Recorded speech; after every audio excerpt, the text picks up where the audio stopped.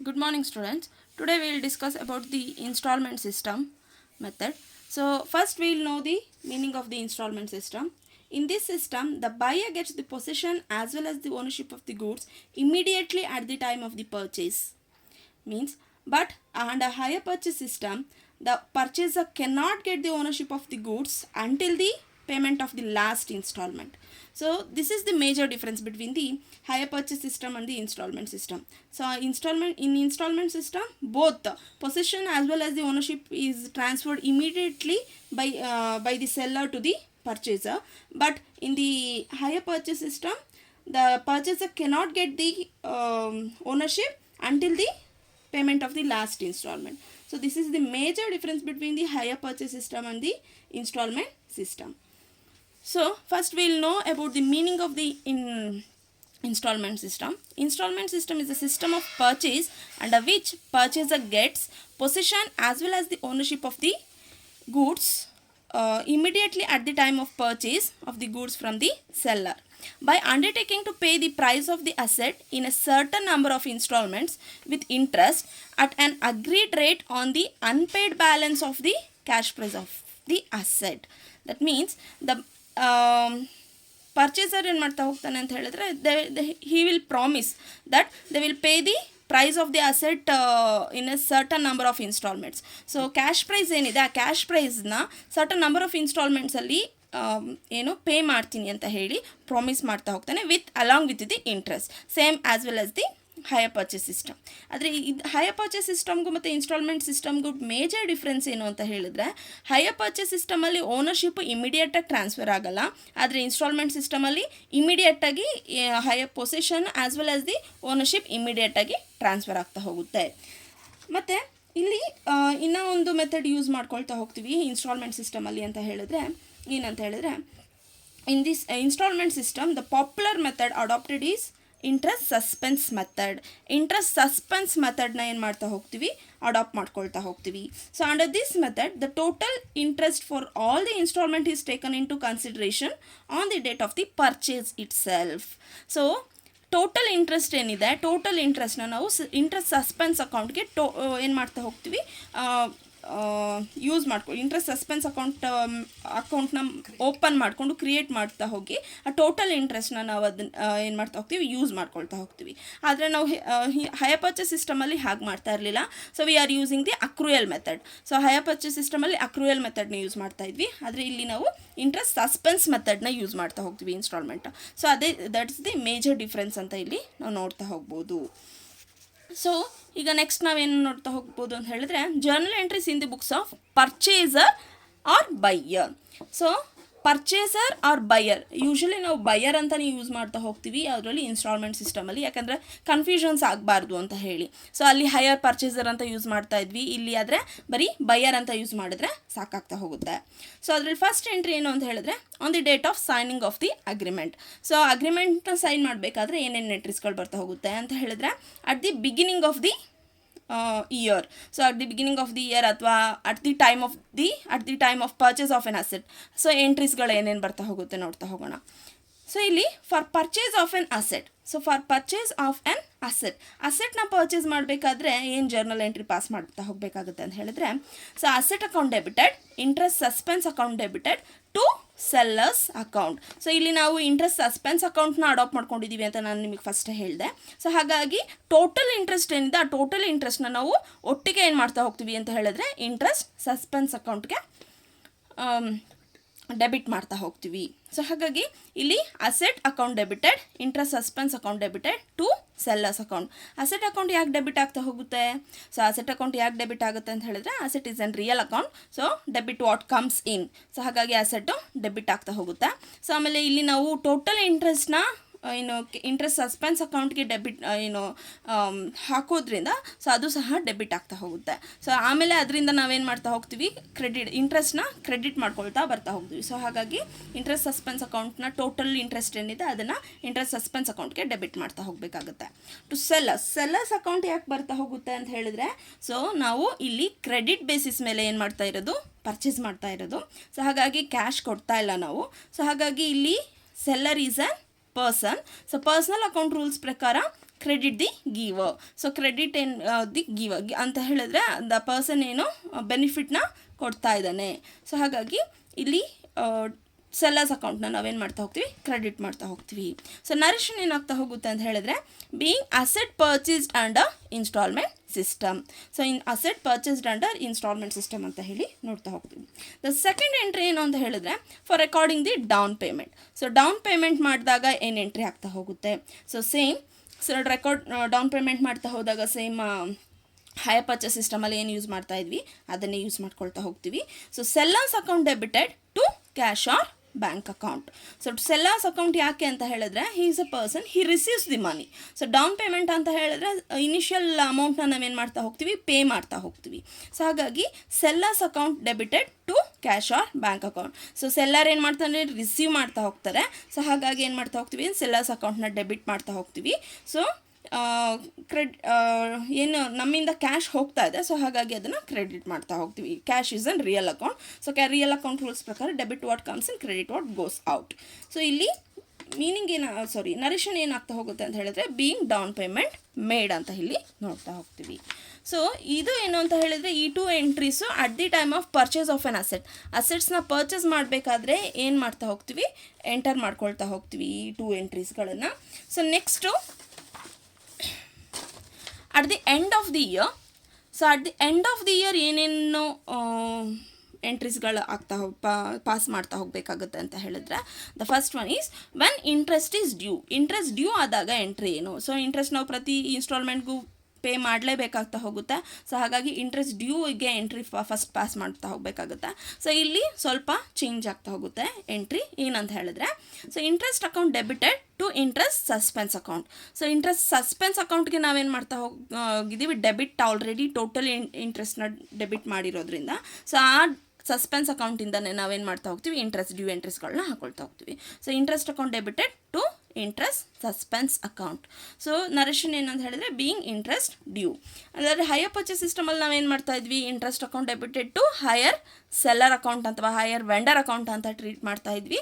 ಆದರೆ ಇಲ್ಲಿ ಇನ್ಸ್ಟಾಲ್ಮೆಂಟ್ ಸಿಸ್ಟಮಲ್ಲಿ ಏನು ಮಾಡ್ತೀವಿ ಅಂತ ಹೇಳಿದ್ರೆ ಇಂಟ್ರೆಸ್ಟ್ ಸಸ್ಪೆನ್ಸ್ ಅಕೌಂಟ್ ಮೆಥಡ್ನ ಯೂಸ್ ಮಾಡೋದ್ರಿಂದ ಟೋಟಲ್ ಇಂಟ್ರೆಸ್ಟ್ನ ನಾವು ಟೋಟಲಾಗಿ ಇಂಟ್ರೆಸ್ಟ್ ಸಸ್ಪೆನ್ಸ್ ಅಕೌಂಟ್ಗೆ ಏನು ಮಾಡಿರ್ತೀವಿ, ಕ್ರೆಡಿಟ್ ಮಾಡಿರ್ತಾ ಹೋಗ್ತೀವಿ, ಡೆಬಿಟ್ ಮಾಡಿರ್ತಾ ಹೋಗ್ತೀವಿ. ಸೊ ಹಾಗಾಗಿ ಇಂಟ್ರೆಸ್ಟ್ ಸಸ್ಪೆನ್ಸ್ ಅಕೌಂಟು ಕ್ರೆಡಿಟ್ ಆಗ್ತಾ ಹೋಗುತ್ತೆ. So when instalment amount paid, amount ಏನಾಗ್ತಾ ಇದೆ, ಈಗ ಪೇ ಮಾಡ್ತಿದ್ದೀವಿ ಯಾವ ಇದು ಏನು ಇನ್ಸ್ಟಾಲ್ಮೆಂಟ್ ಅಮೌಂಟ್ಸ್ನ.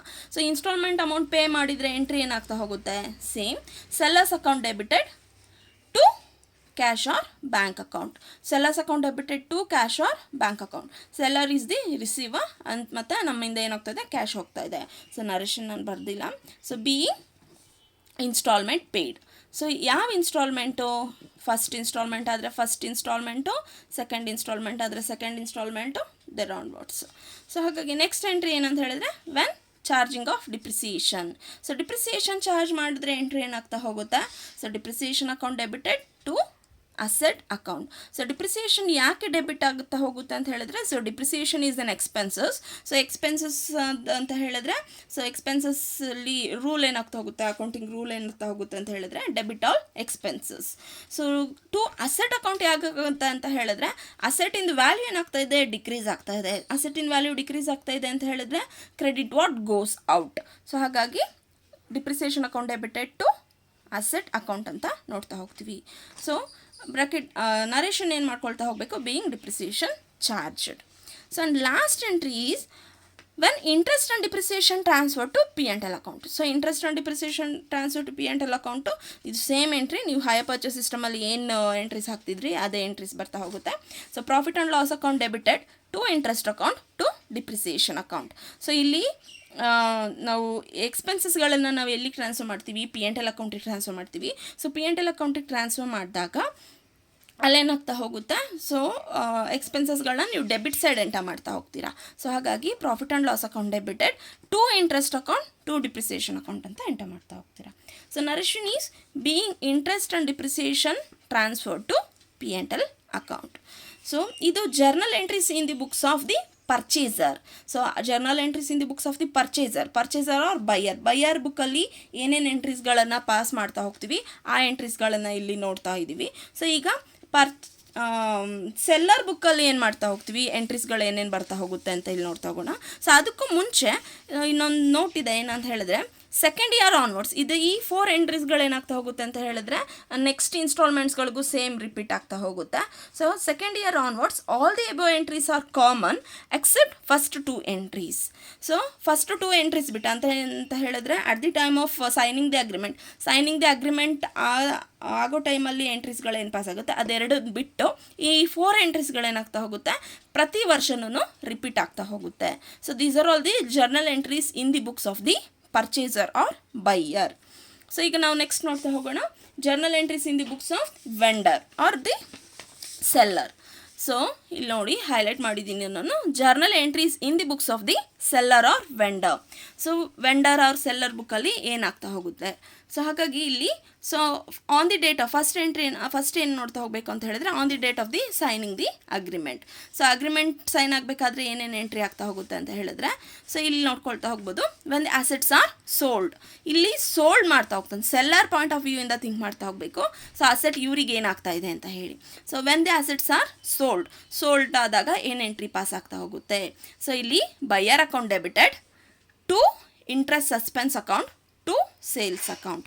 ಸೊ ಇಲ್ಲಿ ಇಂಟ್ರೆಸ್ಟ್ ಸಸ್ಪೆನ್ಸ್ ಅಕೌಂಟು ಕ್ರೆಡಿಟ್ ಆಗ್ತಾ ಹೋಗುತ್ತೆ, ಬೈಯರ್ ಬುಕ್ಕಲ್ಲಿ ಏನಾಗ್ತಾ ಹೋಗುತ್ತೆ ಡೆಬಿಟ್ ಆಗ್ತಾ ಹೋಗುತ್ತೆ. ಅದು ಡಿಫ್ರೆನ್ಸ್ ನೋಡ್ಕೊಳ್ತಾ ಹೋಗಬೇಕಾಗುತ್ತೆ. ಸೊ ಇಲ್ಲಿ buyer account debited to interest suspense account to asset account ಅಂತ ಹೇಳಲ್ಲ, ನಾವಿಲ್ಲಿ ಸೇಲ್ಸ್ ಅಕೌಂಟ್ ಅಂತ ಹೇಳ್ತೀವಿ. ಯಾಕೆ ಸೇಲ್ಸ್ ಅಕೌಂಟ್ ಅಂತ ಹೇಳ್ತೀವಿ ಅಂತ ಹೇಳಿದ್ರೆ ಸೊ ಸೆಲ್ಲರ್ಗೆ ಅದು ಅಸೆಟ್ ಆಗಿರಲ್ಲ, it's an goods.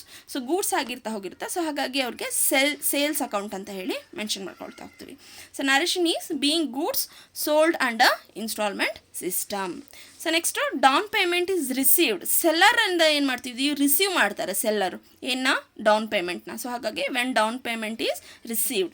So down payment receive ಆದಾಗ ಎಂಟ್ರಿ ಏನಾಗ್ತಾ ಹೋಗುತ್ತೆ, cash or bank account debited to buyer account. So cash or bank account debited, he receives the money means the cash is an real account. So ಹಾಗಾಗಿ cash or bank account debited ಆಗ್ತಾ ಹೋಗುತ್ತೆ to buyer account. ಯಾರು ಕೊಡ್ತಾ ಇದ್ದಾರೆ ಅದನ್ನು, buyer ಕೊಡ್ತಾ ಇದ್ದಾನೆ, ಅಂದರೆ ಬೈಯರ್ ಪೇ ಮಾಡ್ತಾ ಇದ್ದಾರೆ. ಸೊ ಹಾಗಾಗಿ ಇಲ್ಲಿ ಕ್ರೆಡಿಟ್ ದಿ ಗೀವರ್ ಆಗಿರೋದ್ರಿಂದ ಟು ಬೈಯರ್ ಅಕೌಂಟ್ ಆಗ್ತಾ ಹೋಗುತ್ತೆ. So narration is being down payment received. So narration is down payment receive ಮಾಡ್ತಾ ಇದ್ದಾರೆ ಯಾರು, ಸೆಲ್ಲರು. ಸೊ ನೆಕ್ಸ್ಟು ಎಂಟ್ರೀಸ್ಗಳೇನು ಅಂತ ಹೇಳಿದ್ರೆ at the end of the year. So at the end of the year ಏನೇನು ಎಂಟ್ರೀಸ್ಗಳು ಪಾಸ್ ಆಗ್ತಾ ಹೋಗುತ್ತೆ ಅಂತ ಹೇಳಿದ್ರೆ when interest is due. So interest due ಆದಾಗ ಎಂಟ್ರಿ ಏನಾಗ್ತಾ ಹೋಗುತ್ತೆ. ಸೊ ಇಂಟ್ರೆಸ್ಟ್ ಡ್ಯೂ ಆದಾಗ ಎಂಟ್ರಿ ಏನಾಗ್ತಾ ಹೋಗುತ್ತೆ ಅಂತ ಹೇಳಿದ್ರೆ ಇಲ್ಲಿ interest suspense account debited to interest account. So interest suspense ಅಕೌಂಟ್ನ ನಾವೇನು ಮಾಡಿರ್ತೀವಿ, ಇನಿಷಿಯಲಲ್ಲಿ ಕ್ರೆಡಿಟ್ ಮಾಡಿದ್ದೀವಿ. ಸೊ ಹಾಗಾಗಿ ಅದು ಡೆಬಿಟ್ ಆಗಿ ಇಂಟ್ರೆಸ್ಟ್ ಅಕೌಂಟ್ ಏನಾಗ್ತಾ ಹೋಗುತ್ತೆ, ಕ್ರೆಡಿಟ್ ಆಗ್ತಾ ಹೋಗುತ್ತೆ. ಇಲ್ಲಿ ಇಂಟ್ರೆಸ್ಟ್ ಅನ್ನೋದು ಸೆಲ್ಲರ್ಗೆ ಏನಾಗಿರ್ತಾ ಹೋಗುತ್ತೆ, ಇನ್ಕಮ್ ಆಗಿರ್ತಾ ಹೋಗಿರುತ್ತೆ. ಸೊ ಹಾಗಾಗಿ ಇನ್ಕಮ್ ಅಂತ ಹೇಳಿದ್ರೆ ರೂಲ್ ಪ್ರಕಾರ ಏನಾಗ್ತಾ ಹೋಗುತ್ತೆ, ಕ್ರೆಡಿಟ್ ಆಲ್ ಇನ್ಕಮ್ಸ್ ಅಂತ ಹೇಳ್ತಾ ನೋಡ್ತಾ ಹೋಗ್ತೀವಿ. ಸೊ ಹಾಗಾಗಿ interest suspense account debited to interest account. So narration ಏನು ಅಂತ ಹೇಳಿದ್ರೆ being interest due. So next entry is when instalment amount is received. So instalment amount ಏನು ಮಾಡ್ತಾರೆ, ಸೆಲ್ಲರು ರಿಸೀವ್ ಮಾಡ್ತಾರೆ. ರಿಸೀವ್ ಮಾಡಿದಾಗ ಎಂಟ್ರಿ ಏನಾಗ್ತಾ ಹೋಗುತ್ತೆ, cash or bank account debited to buyer account. Cash or bank account debited to buyer account. So ಯಾರು ಕೊಡ್ತಾ ಇರೋದು, buyer pay ಮಾಡ್ತಾ ಇರೋದು, ಅವರಿಂದ ನಾವು ರಿಸೀವ್ ಮಾಡ್ತಾ ಇದ್ದೀವಿ. ಸೊ ಹಾಗಾಗಿ ಕ್ಯಾಶ್ ಏನು ಮಾಡ್ತಾ ಇದ್ದೀವಿ, debit what comes in. So receive ಮಾಡ್ತಿದ್ದೀವಿ, ಕ್ಯಾಶ್ ರಿಸೀವ್ ಮಾಡ್ತಿರ್ತೀವಿ.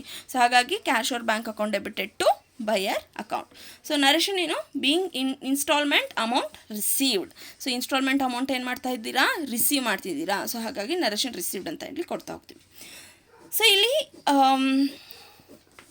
ಫಿಫ್ತ್ ಎಂಟ್ರಿ ಏನಾಗ್ತಾ ಹೋಗುತ್ತೆ ಅಂತ ಹೇಳಿದ್ರೆ ಸೊ ಡಿಪ್ರಿಸಿಯೇಷನ್ ಬರಲ್ಲ. ಸೊ ಡಿಪ್ರಿಸಿಯೇಷನ್ ಯಾಕೆ ಬರಲ್ಲ ಅಂತ ಹೇಳಿದ್ರೆ ಸೆಲ್ಲರ್ ಹತ್ರ ಏನು ಅಸೆಟ್ ಇರಲ್ಲ. ಸೊ ಯಾರ ಹತ್ರ ಅಸೆಟ್ ಇರುತ್ತೆ ಅವರು ಡಿಪ್ರಿಸಿಯೇಷನ್ ಚಾರ್ಜ್ ಮಾಡ್ಕೊಳ್ತಾ ಹೋಗ್ತಾರೆ. ಸೊ ಸೆಲ್ಲರ್ಗೆ ಇದು ಅಸೆಟು ಸಹ ಅಲ್ಲ. So it's an goods. So ಹಾಗಾಗಿ ಇವ್ರೇನು ಡಿಪ್ರಿಸಿಯೇಷನ್ ಚಾರ್ಜ್ ಮಾಡೋ ನೆಸೆಸಿಟಿ ಇಲ್ಲ. ಸೊ ನೆಕ್ಸ್ಟ್ ಎಂಟ್ರಿ ಏನು ಅಂತ ಹೇಳಿದ್ರೆ when interest amount is transfer to the P&L account. So interest amount ಏನು ಮಾಡ್ತೀರಿ, P&L ಅಕೌಂಟಿಗೆ ಟ್ರಾನ್ಸ್ಫರ್ ಮಾಡ್ತಾ ಹೋಗ್ತೀರಾ. So seller point of view ಇಂದ ಇಂಟ್ರೆಸ್ಟ್ ಏನಾಗಿರ್ತಾ ಹೋಗಿರ್ತೀವಿ, ಇವರಿಗೆ ಇನ್ಕಮ್ ಆಗಿರ್ತಾ ಹೋಗುತ್ತೆ. ಸೊ ಹಾಗಾಗಿ ನೀವು P&L ಅಕೌಂಟಲ್ಲಿ ಬೈ ಅಂತ ಮೆನ್ಷನ್ ಮಾಡಿರ್ತೀರ, ನೋಡ್ಕೊಳ್ತಾ ಹೋಗ್ಬೋದು. ಸೊ ಹಾಗಾಗಿ interest account debited to P&L account ಅಂತ ಎಂಟರ್ ಮಾಡ್ಕೊಳ್ತಾ ಹೋಗಬೇಕಾಗುತ್ತೆ. So narration is being interest transfer to P and L account. So ಇಲ್ಲಿ ಏನು ಮಾಡ್ತಾ ಹೋಗ್ತೀವಿ ಅಂತ ಹೇಳಿದ್ರೆ ಫಸ್ಟ್ 2 ಎಂಟ್ರೀಸ್ಗಳನ್ನು ಬಿಟ್ಟು ಇನ್ನು 3 ಎಂಟ್ರೀಸ್ಗಳೇನಿದೆ ಆ 3 ಎಂಟ್ರೀಸ್ಗಳನ್ನು ನಾವು ಇಯರ್ಲಿ ಇನ್ಸ್ಟಾಲ್ಮೆಂಟ್ ಪೇಮೆಂಟ್ ಮಾಡಬೇಕಾದ್ರೆಲ್ಲ ಇದೇ ಸೇಮ್ ಎಂಟ್ರೀಸ್ಗಳನ್ನು ಯೂಸ್ ಮಾಡ್ಕೊಳ್ತಾ ಹೋಗ್ತೀವಿ. ಸೊ ನೆಕ್ಸ್ಟ್ ವಿಡಿಯೋಲ್ಲಿ ನಿಮಗೆ ಈ ಪ್ರಾಬ್ಲಮ್ಸ್ಗಳನ್ನ ಹೇಗೆ ಸಾಲ್ವ್ ಮಾಡ್ಕೊಳ್ತಾ ಹೋಗೋದು ಅನ್ನೋದನ್ನು ತಿಳಿಸ್ಕೊಡ್ತೀನಿ. Thank you.